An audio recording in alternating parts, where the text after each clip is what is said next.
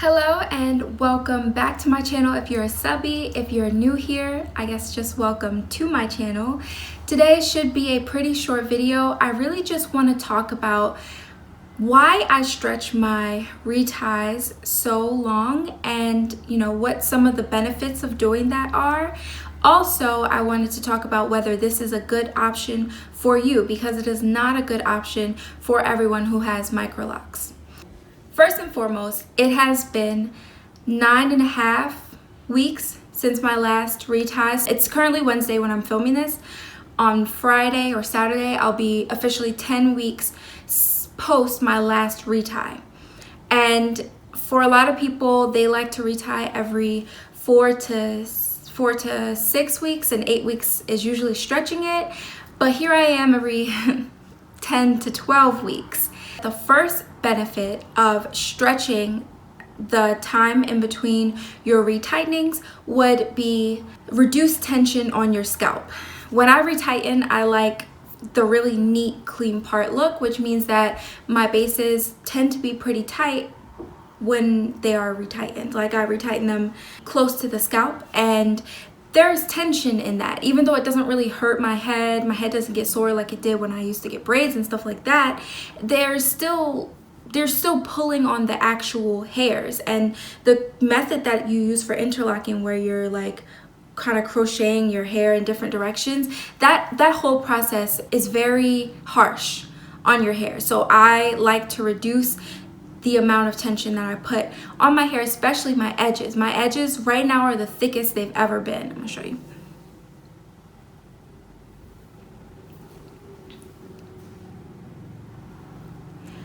They're the thickest they've ever been, and I really do think it's because most days I just leave my hair out, down, alone, tension free, versus when I was a loose natural, I would revert to the puff for everything. Anytime my hair didn't look great, I put it in a puff. My edges really suffered because of that. So I knew going into my lock journey, I wanted to reduce tension. The second major benefit I see from it would be time. Time-wise, I have not noticed a huge difference between in how long it takes me to retighten my hair when I only wait 3 weeks versus when I wait nearly 3 months. I still have to do the same amount of part cleanup, and it only adds maybe 1 or 2 rotations to each lock. So I maybe add an hour to my retightening time. If I were to retighten every 4 weeks and it took me 9 hours instead of 10, versus every 2 to 3 months and it takes me 11 hours, I definitely spare 9+ hours in retightening, if I did that math right. You get the point though. I spend less time doing my hair, and the whole point of, or not the whole point, but a good bit of the point of getting locks was to have lower maintenance hair. So stretching your retightening, obviously lower maintenance.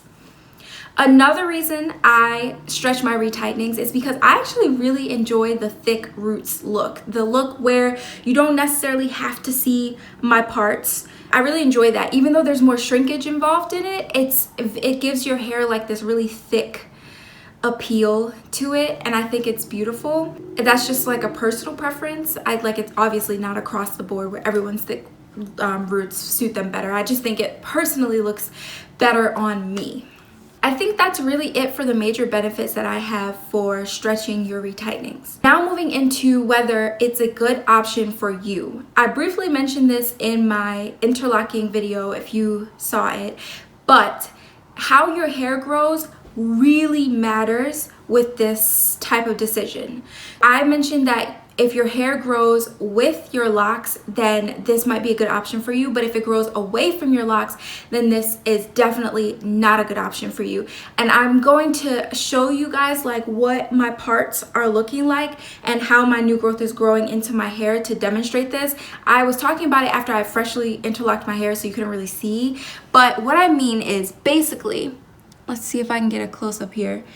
If you see my root, this is the amount of new growth I have, but all of the hairs are feeding into the base of the lock. So you see how there's no stray hairs? Like, I can't pull hairs out of this part. I mean, I can pull like 1 or 2, but I can't pull a good amount of hairs out of this part because they're all feeding into the lock. The base is very sturdy and the lock is well supported. If your hair does not look like this when it grows out, like if you can pull a bunch of hairs out of the lock from the base, say you could pull this new growth out, then you should not wait why was I talking like that? You should not wait long amounts of time between your retightenings, because then the lock will be holding on by a thread. There will be the hairs won't be supporting the lock, and you are likely to lose locks, especially with micro locks, since they're so skinny and there already aren't that many hairs contributing to its stability.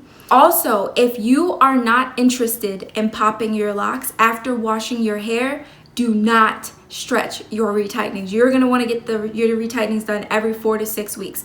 Popping your locks, I can also demonstrate that because I tried to talk about it again after I had interlocks, so you really couldn't understand. At least you couldn't get a visual, but this is what I mean. So, hopefully I'll be in the frame.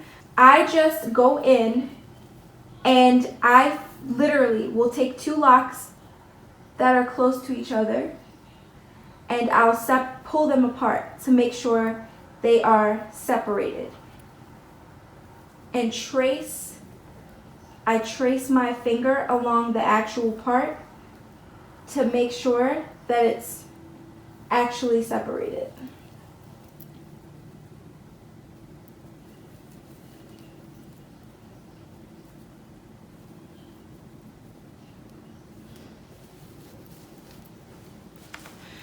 I hope that made sense, but if you don't want to do that after every single wash, then do not stretch your retightenings. You will have marrying at the bases. You might have to cut some locks apart, and it's going to be a mess, a true disaster, and it won't just take an extra hour on your retightening. It's going to take like an extra 6 hours on your retightening, something ridiculous.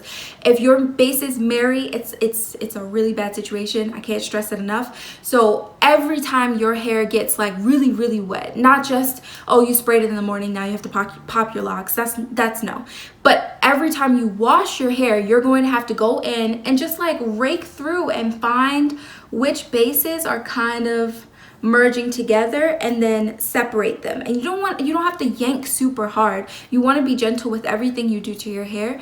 You just, slightly separate, try to figure out which hairs are merging and like untangle them almost. Thank you guys for watching and listening. Those were my major reasons that I like to stretch my retightenings. There were only 3. I like the look, I like the reduced tension, and I also like to just save time on doing my hair in general. Retightenings are a process. I don't want to do them a lot.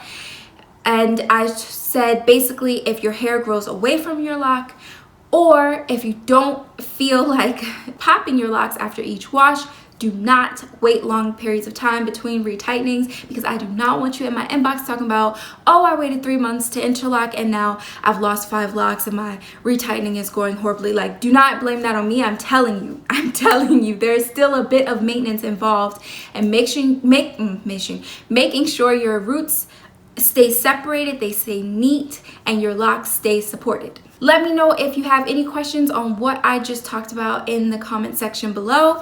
If not, thank you so much for watching, and I'll catch you in the next video. I think that I'll be retightening again pretty soon, and so I might be able to do a video on fixing holes in your locks, because I found a few holes in there, but they can be fixed pretty easily. I can do a video on how I fix the holes and how I clean up my parts when I go to do my next interlocking session. Yeah. Thanks, guys. Goodbye.